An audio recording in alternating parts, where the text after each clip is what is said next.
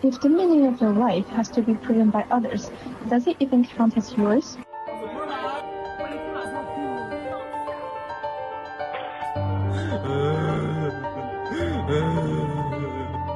Do you love him, or the fantasy version of the self?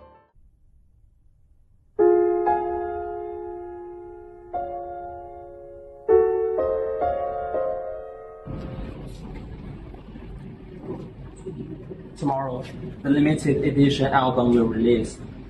I finally saved out enough money for it. If I can get his autograph, I'd rather to eat nothing but instant noodles for the whole month. Wake up! He doesn't even know your name.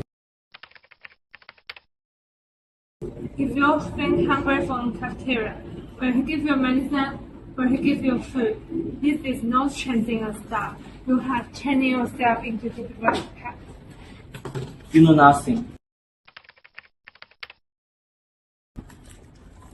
He didn't buy me this bowl of food, but he gave me the courage to keep going.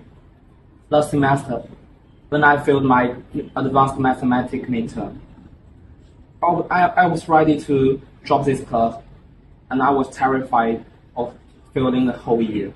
At that time, I watched his documentary by chance. When he was training, he practiced dancing for 3 years in the basement with no guarantee. In the film, he said, "Don't be afraid of fail. Be afraid of not trying." That night, I listened to his song, The Unstoppable One, on repeat, and finally, I picked my textbook. I fought for it. I passed. He didn't carry me, but his resilience gave me the power to do anything. This is a common narrative. A narrative that is ended. And that is the beauty of the human construct engineering meaning. But if we engineer the narrative, the variable she needs to function, the problem isn't the fact, but who holds it. She found a map that works. You, however, see content using Heidegger to beat others over the head in the cafeteria. Existentialism's core is existence precedes existence. People have no fixed life purpose. We must build meaning through our own choice and actions, finding fulfillment by creating our true selves, not clinging blindly to external things. In this content, fans use idols as meaningful cultures to escape ordinary life. They tie their self-worth to idols, letting the idol's success replace their own life goals. This behavior betrays existentialism. It pretends to build identity through worship, but actually reduces fans to idols' appendages. Self-creation becomes passive obedience to idols and fan groups. Fans lose independent thinking, gaining only false comfort to avoid responsibility, completely straying from existentialism's austere pursuit. The eliminated dilemma of fan culture. In practice, the positive value of fan culture is often alienated, falling into dilemmas at 3 philosophical levels.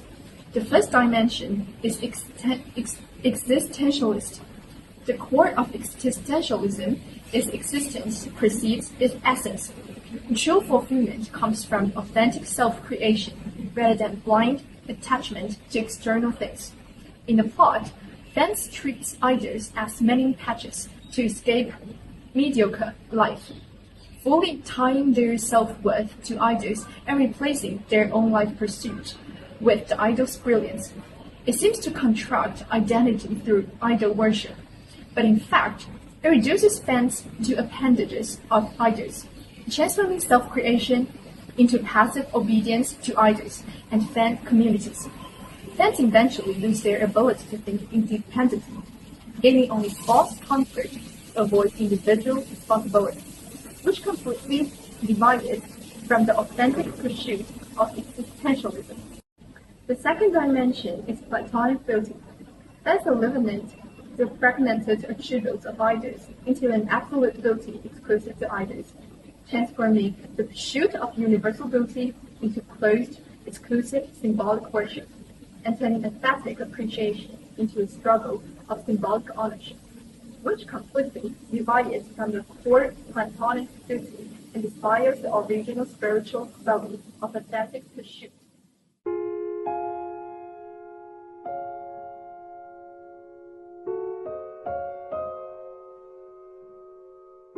Support my idol! He's the best all over the world! GOAT! Join us with membership fee of 30 ringgit!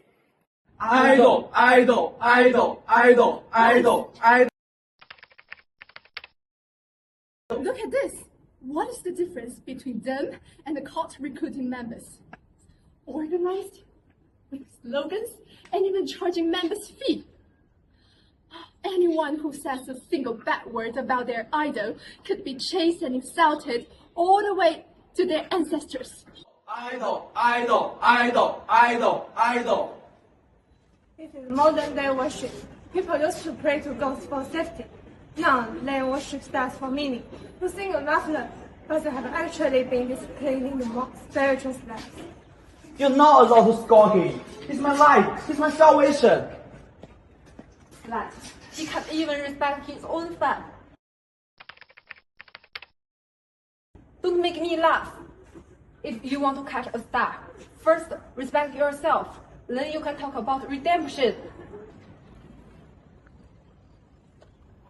The quarrel we just witnessed on the rooftop is a vivid case study of our paper's core theme, the ethics of fandom, distinguishing healthy admiration from blind loyalty. And it aligns perfectly with all four philosophical perspectives we'll examine. First, from the lens of virtual ethics from Aristotle, this flattened group attract has not made anyone kinder or more rational. Instead, it has plunged everyone into aggression, defensiveness, and moral confusion, directly contradicting the core virtue goal of becoming a better person.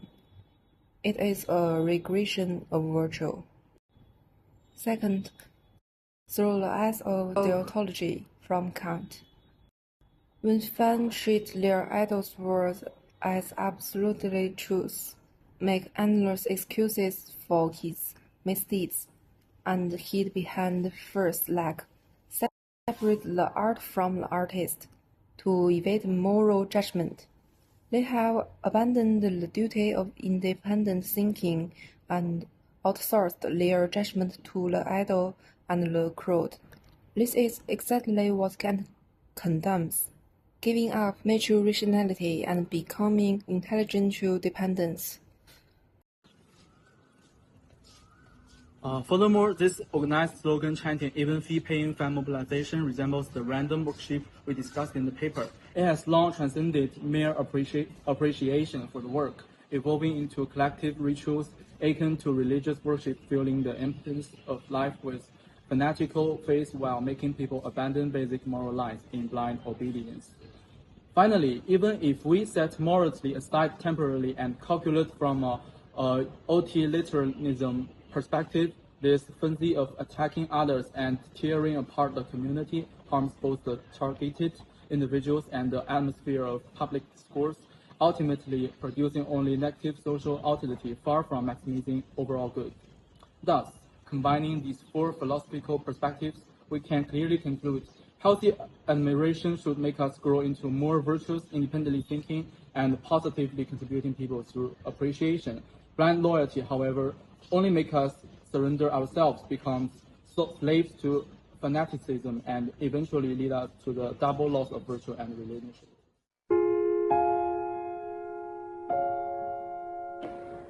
Shoot! Bombshell! Mabel's idol got cancelled. He dodged taxes and even manipulated his fans. All his songs are just garbage packaged by big corporations. Idols with garbage character get full vocals, no exception. This is our moral bottom line.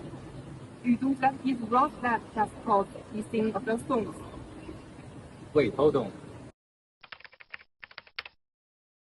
How many jobs did he create, and how much money did he donate?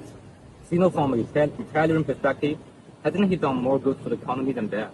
Shouldn't we look at this more rationally? I don't care. All it is music. His songs are pure. His mistakes have nothing to do with me. Pure songs? Then why are you defending the ugly things he did? Is it his work you love, or the perfect idol you imagine in your head? From a philosophical and ethical perspective, discussing the relationship between problematic celebrities and their excellent works has certain rationality and positive significance. First, it upholds the independence of artists' works, believing that once created, works have their own aesthetic value, cultural meaning, and spiritual connotation, and should not be completely covered by the creator's personal moral problems. Second, this perspective respects individual aesthetic freedom and rational judgments, allowing people to appreciate art objectively without blind worship or whitewashing mistakes, avoiding being controlled by extreme emotions. Third, it avoids the extreme practice of rejecting art because of the person, protects outstanding cultural achievements from total negations, and is conducive to the inheritance, dissemination, and diversified development of art, so that truly valuable works can be seen and studied by later generations. At the same time, the issue also has various ethical limitations and philosophical flaws. First, it easily separates the connection between artistic conception and moral responsibility, ignoring that in real society, appreciation, spreading, and consuming work often means indirectly supporting problematical celebrities, which easily leads to double standards and weaken moral principles. Second, overemphasizing the independence of works may blur the bottom line of public morality, making talent can offset mistakes, an excuse for wrong values, and weakening the criticism of illegal and immoral behavior. Third, this perspective often ignores the real feelings of victims and social fairness and justice, putting artistic freedom above moral responsibility, lacking in-depth thinking about social responsibility, public consent and humanitarian care, and easily causing value imbalance. In short, the value of excellent works should not be raised, but mistakes of problematic celebrities must not be whitewashed. Art can be independent, but morality cannot be absent. As ethics can be free, but responsibility cannot be abandoned.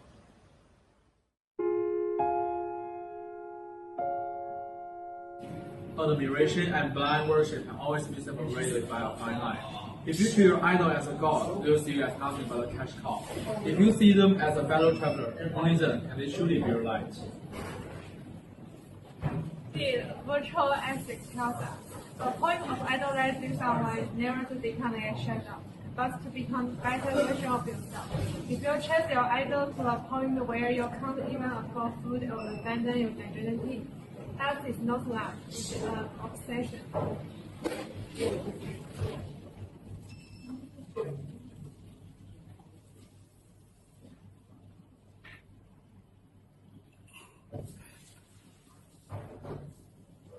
I can say, from now, the person I'm chasing isn't him, but the version of myself that I'm trying to. I will eat well, study hard, and be diligent just like him, but not for him, just for myself. Cheers. Cheers.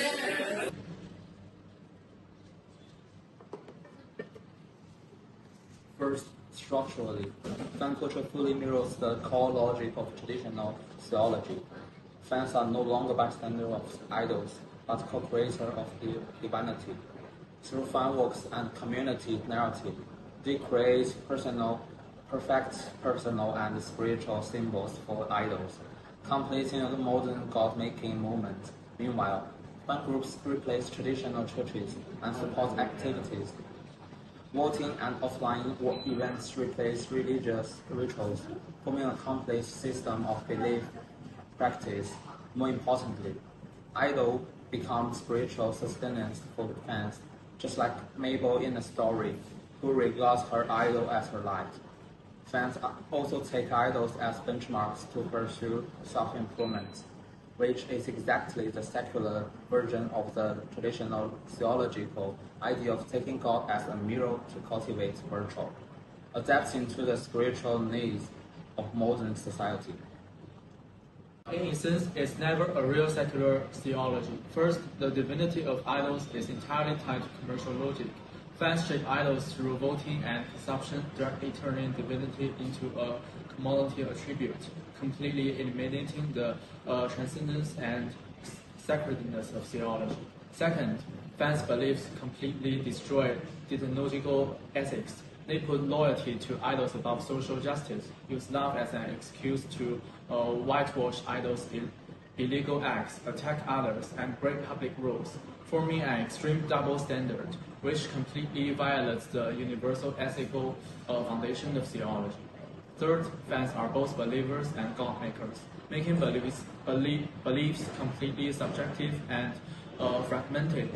Once idols fail to meet their fictional settings, extreme backlash will occur, and it will eventually become a tool for emotional venting, lacking the stability and authority of theology at all.